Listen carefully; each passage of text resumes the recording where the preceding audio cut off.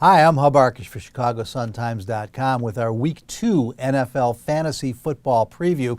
And I hate to do this to Chicago Bears fans, but the first matchup that you're going to want to exploit is that 49er running game, particularly Frank Gore and Carlos Hyde. The rookie got his first touchdown last week. You can probably even throw in Colin Kaepernick against the Bears defense. The Bears pass defense wasn't that bad, but Kaepernick is a quarterback who can do a lot of damage on the ground. And if the 49ers are successful running with their backs and Kaepernick, Kaepernick will do some business during the air as well. Another team that gives you multiple choices is the New Orleans Saints. The offense was not the problem last week, even though they were upset by the Atlanta Falcons. They did manage to put 34 points on the board, and Mark Ingram was a revelation. Normally, Pierre Thomas is a nice second or third option at running back, sometimes even Kyrie Robinson, but Mark Ingram looks to be the guy for the Saints this year. He had 2 touchdowns in the opener last week. He's going to get the football and a chance inside the red zone. Also, the rookie Brandon Cooks looked very good for them. He's going to be the new Darren Sproles option in that offense. So I would get Cooks in your lineup.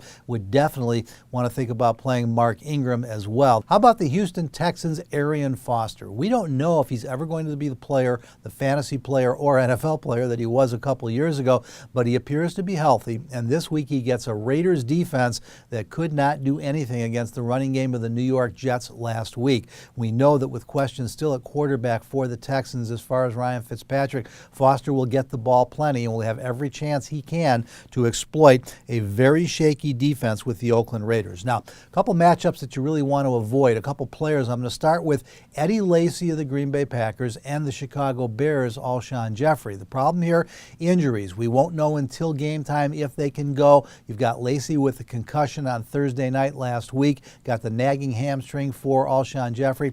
Even if both of them can go, they don't get great matchups this week. The New York Jets defense, one of the better defenses in the NFL, particularly against the run. They took away Darren McFadden and Maurice Jones-Drew of the Raiders last week. It's just not a great week to be going with Eddie Lacy, as much as we love him as a fantasy running back. Same story for Alshon Jeffrey. The Bears offense is going to do a lot of damage this year, but San Francisco may not be a great spot, particularly if that hamstring limits him at all. Also on the Bears, Matt Forte, real nice week for you last week.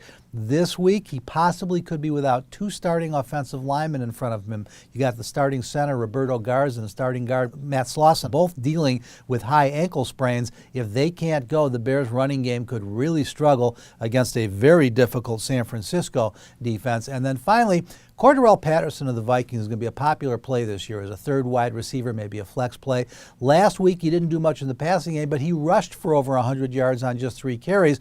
The problem he's got this week, the New England Patriots are coming to Minnesota. They are losing record for the first time in Tom Brady's career. They haven't lost back-to-back games since 2006.